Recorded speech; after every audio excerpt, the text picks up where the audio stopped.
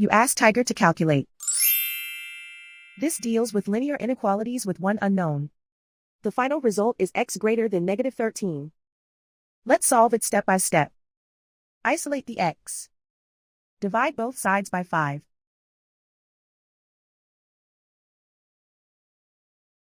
Simplify the fraction.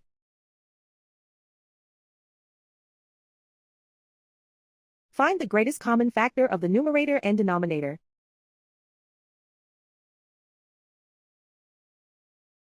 Factor out and cancel the greatest common factor.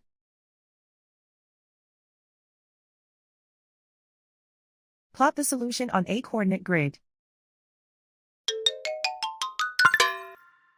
And so the final result is x greater than negative 13.